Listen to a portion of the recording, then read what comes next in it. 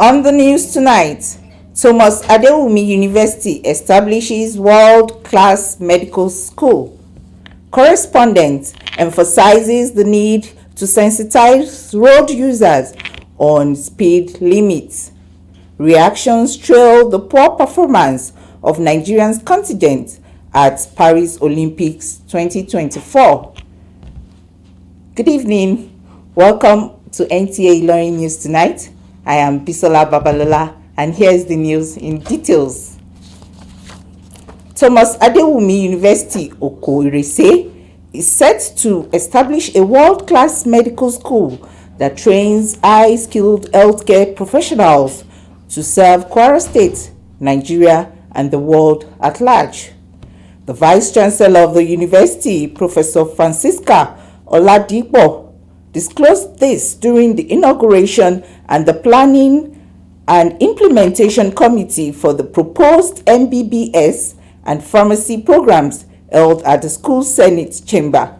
Abdulhafiz Alaya's report is here presented. Less than 4 years of establishment, Thomas Adewumi University has transformed from a school with 3 faculties to 7 and offering about 26 courses.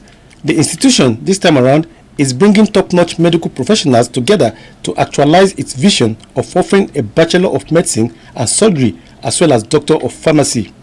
The founder of the school, Engineer Johnson Adewumi, while inaugurating the committee, expressed confidence in the capacity of its members to achieve the university's goal of becoming a frontier in healthcare education research and innovation.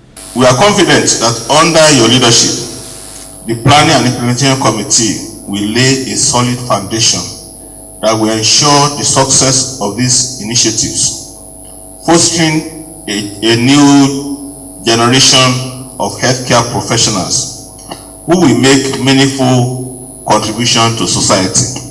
Together, we are building a future where Thomas Adewumi University will be synonymous with excellence in medical and pharmaceutical education, not only in Nigeria, but across the world. Your collective wisdom will be instrumental in shaping the foundation of what we at Thomas Adewumi University envision to be a world-class medical school. You go to Russia, you go to Ukraine, despite the war, you see a lot of young Nigerians studying there. We hope we're able to, I think we have a student from Ukraine here already, to be able to attract more students from that side of the world as well. That is our aspiration, and we trust that you will help us to achieve that. The Professor Babatunde Omotosho-led Planning and Implementation Committee was conducted around the school and inspected existing facilities. Satisfied with what is already on ground, the team leader is convinced that Thomas Adewumi University is on the verge of helping Nigeria to solve the problem of paucity of doctors. The so-called JAPA syndrome has depleted the workforce so much. You have the doctors that are going in droves. Nurses are following in droves outside the country. So there's a need to have more institutions to train medical doctors, to train health professionals. In fact, I'm positive about the whole thing. The committee also visited Oku Medical Center and General Hospital Umaro, which is to be upgraded and serve as teaching hospital for the university. And in a bid to enhance the growth and skills of the children, especially during the holiday period, parents and guardians have taken various measures to engage their wards during the holiday to ensure that they are not idle. Nzingwe Udaize has the report. The territory holiday gives children enough time to rest and prepare for a new session after a vigorous 9 months of learning. But parents and guardians have devised various means to engage their children during this holiday. Some parents deem it fit for their children to continue the learning process, thereby enrolling them in summer classes with the aim that it will prepare them for the next session. While some parents feel the learning should continue during the holiday, other parents and guardians use the opportunity to enroll their children into various vocational skills to prepare them for the future. Some schools have their summer classes online with the aim of exposing these children to e-learning and the good use of the internet. About 3 to 4 months now we'll be in class teaching them, so we want them to know about more on internet, which is e-learning. Speaking with some teachers and facilitators of these vocational centers, they also gave their opinions on how important and impactful engaging children during the holiday can be. Impact and prepare them for the next session. As you can see now, the academic session, this subject that we are taking them, they prepare them ahead of the next class they are heading to. Those that are in JS1, they will be promoted to JS2. So we have prepared them, and we believe that it's going to be impactful for them and to increase them in the knowledge. But I treat them with cake, decoration, tie and dye, all the activities with catering work. Basically on what they call Nigerian food, jollof fries, fried rice, amola, semol, and soup. I prefer to learn skills because when the summer lesson is over, I will still learn how I will school. I've learned a lot of things, but the one I major in is cake. I prefer learning skill than going to lesson because it is not everything that they teach us in the class. The territory is about 6 weeks, and leaving the children doing nothing constructive is not in their best interest, as idle mind is the devil's workshop, so the saying goes. Izegbe Udaze, NTA News. The Nigerian Highway Code pegs the acceptable speed limit within the build-up areas in a city at 50 kilometers per hour. Unfortunately, most vehicle drivers do not observe the required speed limit, thereby causing accidents and by extension leading to injury or death. Ahmad Fulani in this report examines the dangers of speeding above the speed limits within the metropolis. Road crashes occur within the metropolis, especially when drivers of vehicles overspeed or when pedestrians cross roads without paying rapt attention to both incoming and ongoing vehicles. For instance, two similar accidents occurred along Fatih Road, NTA Kwara Mall axis recently, caused by the above-mentioned factors. It led to severe injuries to the legs and heads of the victims, who were rushed to the hospital for emergency treatment. Within the metro, 20 kilo to 40. Depending on the build-up, 20 kilometer to 40 kilometer, that's what I drive.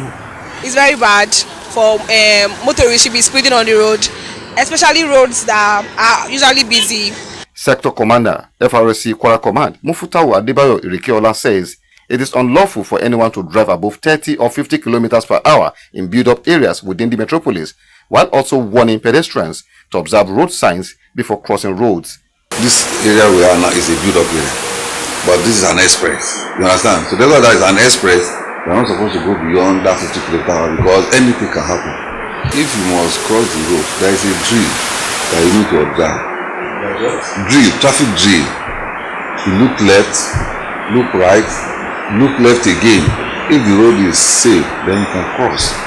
When brought to the notice of the Kwara State Ministry of Works, the Commissioner, Kowuyi Olododo, agreed that it was high-time measures that would control overspeeding within the Ilorin metropolis were put in place to avoid road crashes. We'll look at the possibility of erecting a speed breaker there, and also to widen our sensitization, to road users to know that there are speed limits on these roads, and we need to take caution and ensure that lives of people are very important, and we are just responsible road users when we are behind the wheels of our vehicles.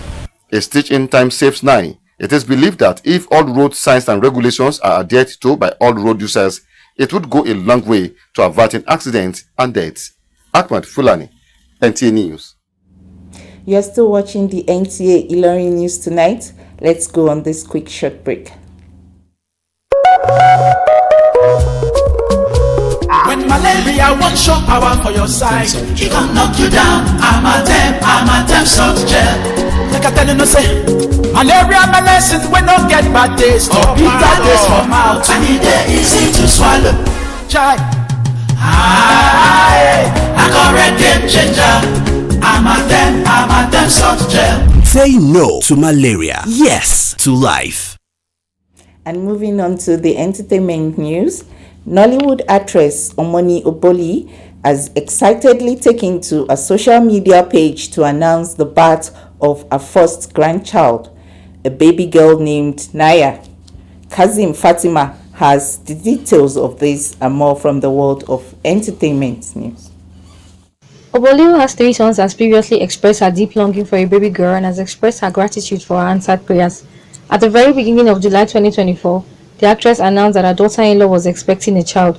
In the heartfelt Instagram post, Omoni expressed her excitement over the upcoming arrival, posting a series of pictures from the couple's maternity photo shoot, expressing her happiness over the newest addition to their family. The actress took to her Instagram to celebrate the birth of her granddaughter, posting a video from her son Tobe and his wife Mariel's intimate baby shower. Meanwhile, Afrobeat is enjoying global success with Nigerian superstars winning international awards, collaborating with global stars, selling out record-breaking concerts. 44th US President Barack Obama has shared its 2024 summer playlist, which includes songs from Grammy winner Thames and record-making superstar Rema Izegbe Uda. And onto the sports world, Nigerians' poor outing at the just concluded Paris 2024 Olympics, where no athletes won any medal, has been attributed to lack of proper planning by sports authorities. Hamad Fulani x-rays the performance of Team Nigeria and the way forward. Unlike in Tokyo 2020, where Team Nigeria won few medals, it was a shambolic performance by Nigeria's contingent at the just concluded Paris Olympics in France, as no sports federation could come back home with at least a bronze medal. Nigeria's basketball team, the D Tigers, gave a good account of themselves by reaching the quarterfinals before losing to the eventual winners USA. Sport administrators and journalists blamed the lackluster performance to lack of preparation and poor incentive to the athletes. When some of us are in secondary school, primary school, we had fields. Some of us are from primary school. They saw the potential in us. They nurture us to secondary school, to university level. Now, how many schools in Nigeria has a playing ground? We should rather make sure that most of our athletes, our talents, are not being taken over by the other countries. Although the Minister of Sports Development, Senator John Eno, has apologized to Nigerians for the below per average performance of Nigeria, sports enthusiasts are calling for total overhaul of the sports sector to avoid future failure. The hope rests on the country's para-athletes to redeem the image of the country by winning medals when the Para-Olympics begins in France at the end of this month.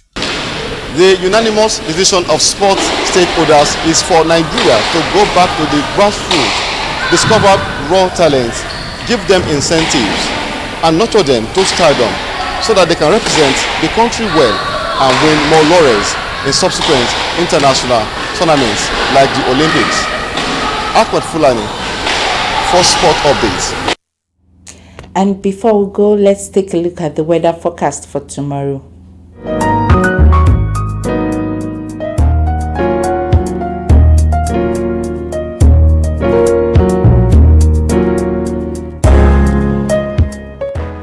And that's all on the news tonight. Good night.